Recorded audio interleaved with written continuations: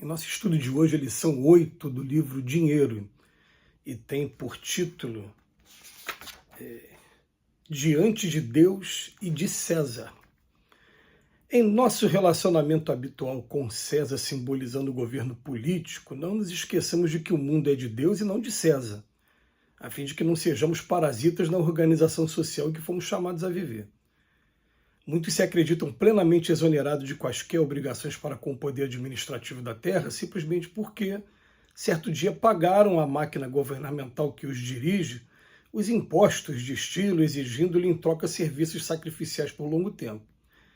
É justo não olvidar que somos de Deus e não de César, e que César não dispõe de meios para substituir, junto de nós, a assistência de Deus.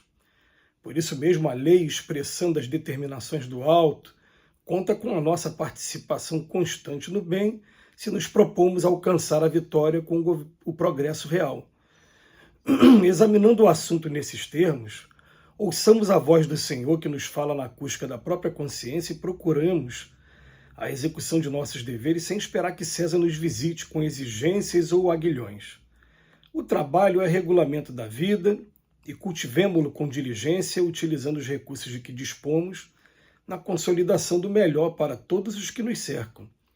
Auxiliar aos outros é recomendação do céu, e em razão disso auxiliemos sempre, seja amparando a um companheiro infeliz, protegendo uma fonte ameaçada pela secura, ou plantando uma árvore benfeitora que amanhã falará por nós à margem do caminho.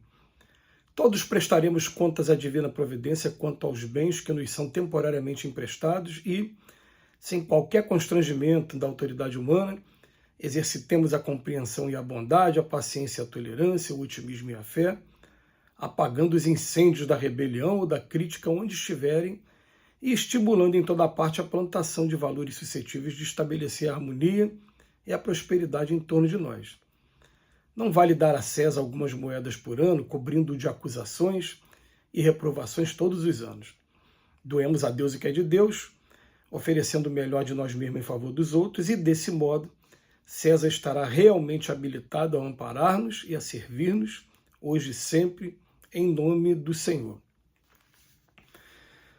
É muito providencial essa chamada de atenção de Emmanuel, porque me vem na cabeça assim, alguns líderes políticos. Eu me lembro, por exemplo, o presidente Kennedy, antes de ser assassinado nos Estados Unidos, uma vez ele falou assim: não perguntem o que o país pode fazer por vocês, perguntem o que vocês podem fazer pelo país.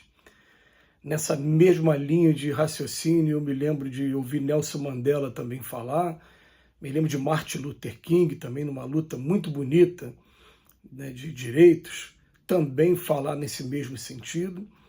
E a gente hoje está vivendo um momento em que virou moda. Já era um costume, mas agora a coisa está exacerbada, reclamar de político. E reclamar de político, muitas das vezes, porque a pessoa não toma a iniciativa de fazer, às vezes, o mínimo. Não estou nem falando assim de dar um pouquinho de mais. Por exemplo, da calçada para fora, o que custa a pessoa, né, varrer a calçada e cuidar da sua calçada? Mas ele acha não, que aquilo ali é propriedade da prefeitura e que a prefeitura que deveria prestar os cuidados de manutenção.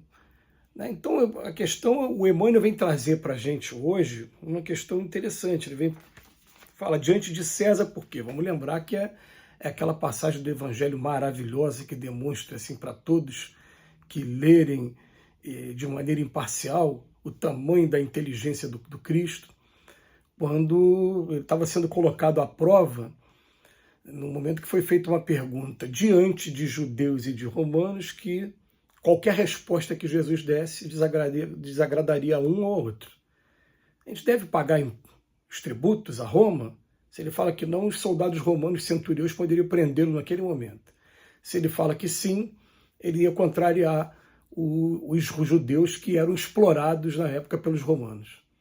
Aí Jesus, percebendo a maldade no coração de todos, o que ele faz? Ele vira na hora: o que está na moeda aí?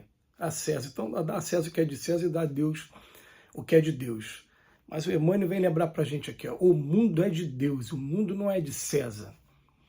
E o César simbolizando essa autoridade temporária que qualquer um de nós pode exercer a qualquer momento, a gente só tem que lembrar que ela é temporária. A gente, normalmente, a maioria das vezes são mandatos, períodos curtos. E aí o que acontece, daqui a pouco está sendo substituído por outros. E aí você fica marcado pelo que você fez ou pelo que você deixou de fazer. A corrupção é muito grande, é muito grande. No nosso país, a corrupção chega a níveis alarmantes, né, de estar em rankings aí, em relação ao mundo. A gente preferia não estar participando desse ranking.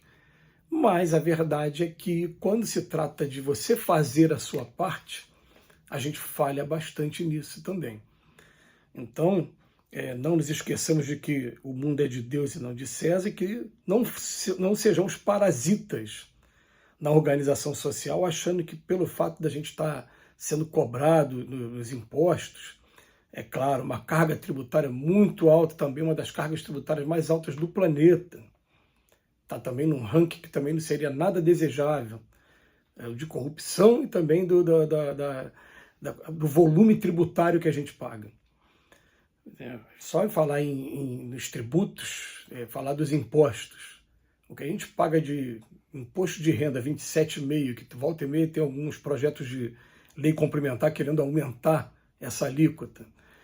O que a gente paga de IPTU, IPVA, ICMS, ISS, imposto de transmissão, quando vai fazer qualquer escritura, ou ITBI, se for no caso, né, de compra e venda, transmissão quando for causa-morte, quando for herança, quando for inventário, enfim.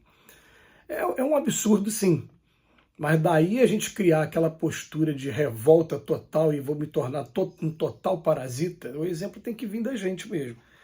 Então, ele vem falar aqui para a gente, é justo não olvidar que somos de Deus e não de César, e que César não dispõe de meios para substituir a assistência de Deus, não.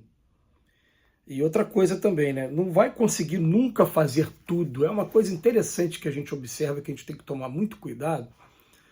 A gente tem um deslizamento de terra num determinado lugar.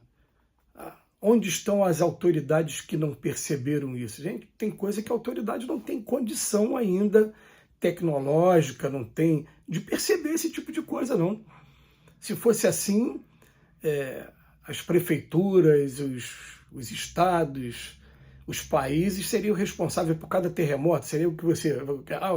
Onde estava a autoridade lá em Portugal que não percebeu que as placas tectônicas tiveram alguma alteração e teve esse terremoto recente com escala acima de 5 graus Richter? Não tem como mesmo você prever esse tipo de coisa, assim como também não tem como prever que vai ter um deslizamento de terra em Friburgo ou em Petrópolis, como aconteceu aqui.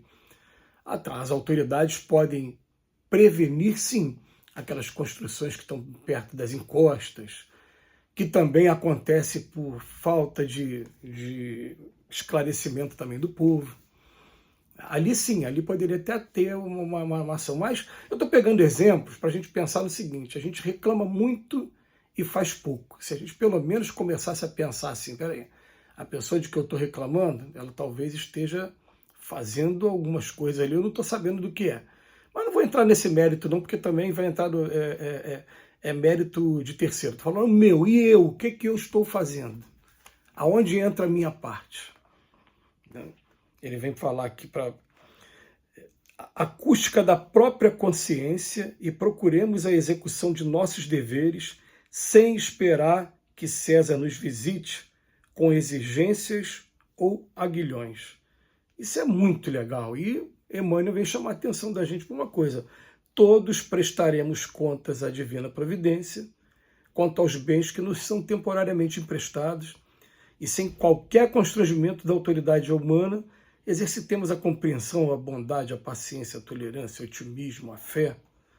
É muito, muito conveniente, sempre atual, muito mais atual agora nesse momento de polarização, mas independente de qual seja a opinião que você escolhe, você tem liberdade de escolher o que quiser e de ser respeitado pela sua escolha, mas a gente tem que ter a nossa consciência tranquila também de que a gente está fazendo a nossa parte. Que Jesus nos abençoe hoje e sempre.